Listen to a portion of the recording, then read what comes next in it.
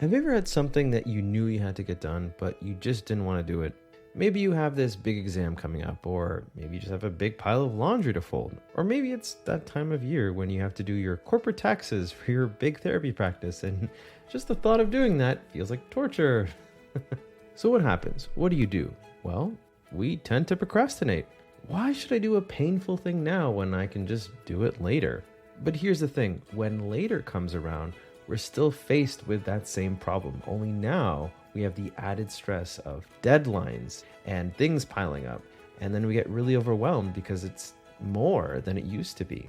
So procrastination is a common issue that I've dealt with myself and I've helped lots of clients with. So if you're struggling with something similar, this video is for you.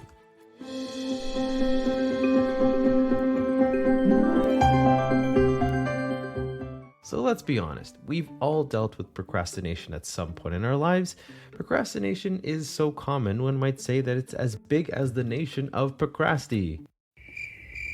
Alright, but seriously, having a big task that you would need to get done can sometimes feel like you have a huge mountain you have to climb.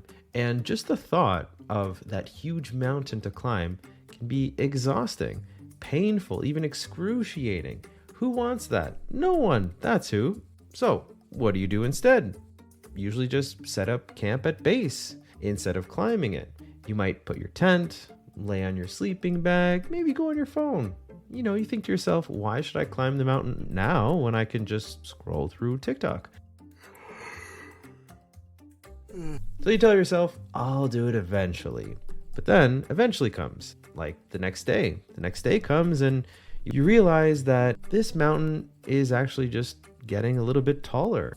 The tasks you have to do are piling up. Time it takes for you to study the thing you need to study is less. Maybe the laundry grew, the mountain of laundry grew. You think to yourself, well, there's no sense in beginning to climb if I haven't had breakfast yet. So you decide to go, back into your tent and eat breakfast while continuing to watch your favorite Netflix series. At this very moment, we all know what we're doing. We're procrastinating. And procrastination is the act of delaying or postponing tasks or actions, often to the point of causing negative consequences. The reason we all end up procrastinating is usually because the anticipation of the discomfort we will face from doing the task is perceived as greater than not doing at all. So, in other words, you're kind of weighing what would it feel like if I did the task now versus what would it feel like if I did it later? And I think if I did it now, it would be a lot more painful than if I did it later. So I'm going to choose to do it later. But the problem is that later comes and we reach a point where we can no longer push back the tasks that we have to get done. So we reach a point where eventually the discomfort of procrastinating exceeds the perceived anticipatory discomfort of the task itself, so we actually switch to doing the task. That might sound fancy, but you've all experienced it. You get to a point where you're like, you know what, I just can't procrastinate any longer. I have to do it. The test is tomorrow. Or I have no more underwear to wear, so I have to do my laundry.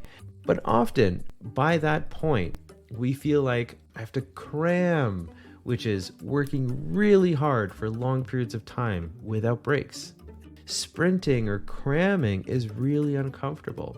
And so what that does is it actually perpetuates the cycle of procrastination. Associate the task with pain and suffering, because every time you actually do the task, it's when you have to sprint or cram. So we get into this cycle where we just procrastinate over and over and over again. It's a self-fulfilling prophecy. In actuality, accomplishing the task ahead of time will never be harder than leaving it to the last minute. If you didn't have to write a 10-page essay in only a few hours, but instead you had to write, a paragraph in a few hours, that seems a lot more manageable. More importantly, that seems a lot less painful. So what's the solution? I think it's quite obvious. It's pacing yourself. Pacing yourself is so important because it allows you to work at a sustainable level and you avoid burnout, you avoid exhaustion.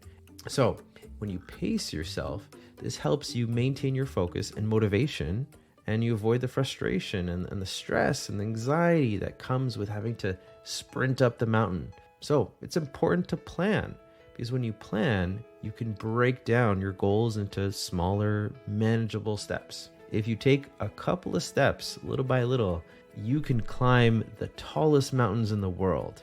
So if you set specific targets and timelines, you can create a roadmap for how you will achieve those objectives of yours, and you can track your progress along the way. So plan, identify obstacles, find a sustainable route to get there, take little steps. That's how you can avoid the need to sprint by the end, and then train your brain to not default to procrastinate. That's it for today. Thanks, everyone.